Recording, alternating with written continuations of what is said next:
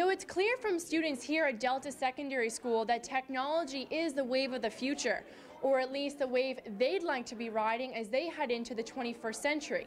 For close to 100 years now, steel and the steel industry have become synonymous with the city of Hamilton. But a recent shutdown of the U.S. steel plant is now threatening to change that image for good. The city of Hamilton has been given an extended deadline until February 23rd to decide whether or not to go ahead with plans to build a new $150 million stadium that would help service Toronto's bid for the 2015 Pan Am Games. This is NBC 10 News Today.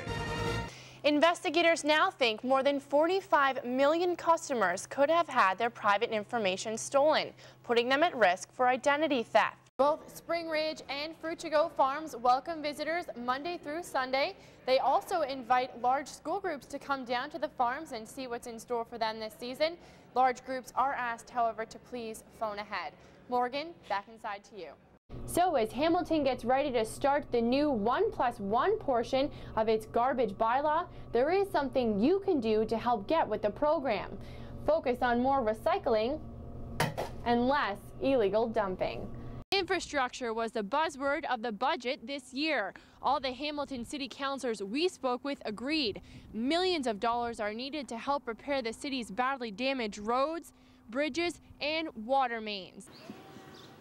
These children are counting the bloodstains still visible at the scene of Hamilton's first homicide of the year. I don't like that at all. I'd like to go out and just scrape it up, clean it up, because same thing, my grandson's looking out there at the bottom of my steps saying blood and everything else.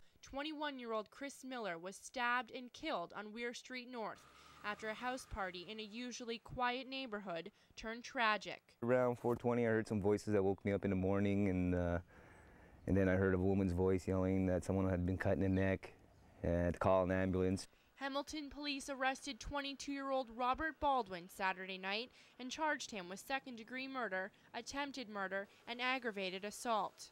2 other victims of the attack remain in stable condition at a Hamilton hospital. We've charged him for all 3 stabbings.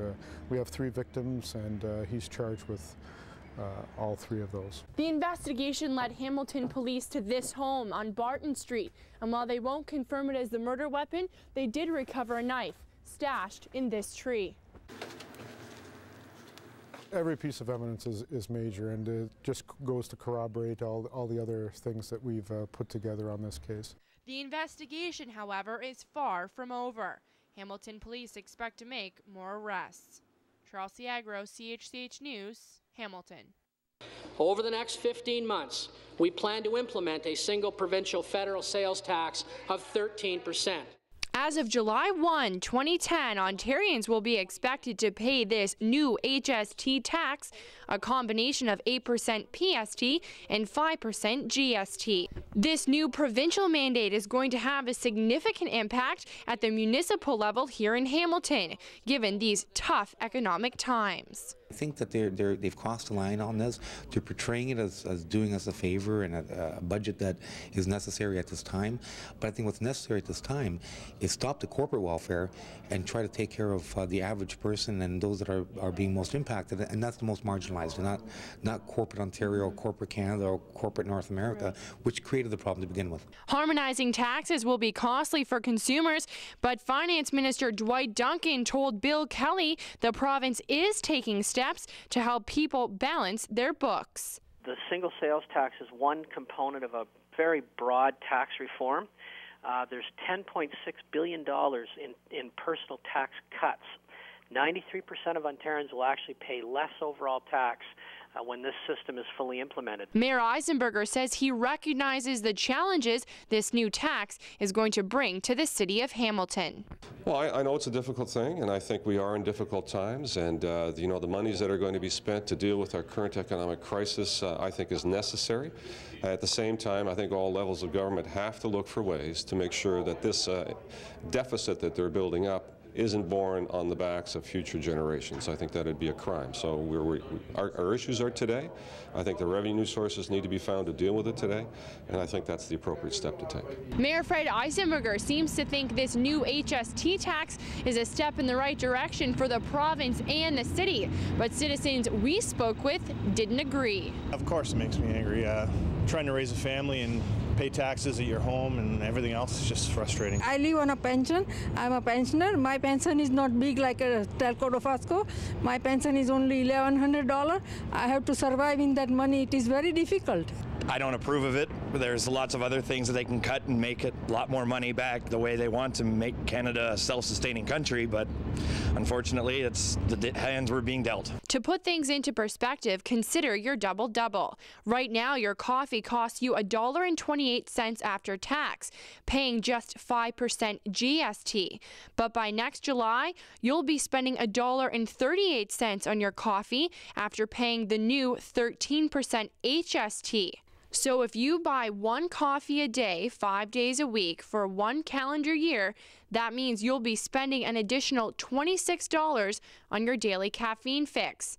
And that's just your coffee. And while we won't be expected to pay this new HST tax until July of next year, you can bet consumers across the province will be feeling the pinch when it comes to checkout. Now, we want to know what you think. Are you prepared to pay more for basic items? Give us a call. I'm Charlsie Agro, and this is The Opinionators.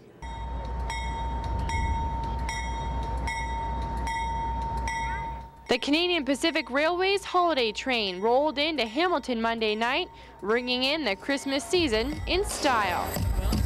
I'm Santa Claus, I come around every year, riding on a sleigh with 8 reindeer, 2 girls and the boys. I'm bringing some joy. I got a big sack filled up with toys singing. Hundreds of people lined Lawrence Road to watch as the CPR kicked off the Southern Ontario leg of its North American tour. So as CP Rail goes across the country all the way to Port Moody, some 70 stops, not only are they raising money for food share, giving you some entertainment, which is going to be fabulous, and also providing a donation. Hamilton Food Share was presented with a $3,000 donation. They're just one of the many organizations benefiting from this unique fundraising effort. Well, tonight they're having a concert here. It's bringing the crowds here, and everybody's asked to bring a non-perishable or make a financial donation, and you see them all lining up just to put food in the bin. It's a wonderful start to the Christmas spirit, and we're just so grateful for them. Now in its 10th year, the holiday train has raised more than $3 million and close to 2,000 pounds of food for needy families across Canada and the United States. Sing it to me one more time. Have a Merry Christmas. Come on. This year's concert was no exception. What a great show tonight. What a great turnout in Hamilton. We've done some tremendous good for the community. So as the CP Rail holiday train gets ready to leave Hamilton and make its next stop on its North American tour, you can bet it's left Hamiltonians on the right track when it comes to Christmas spirit. I'm Charlsie Agro.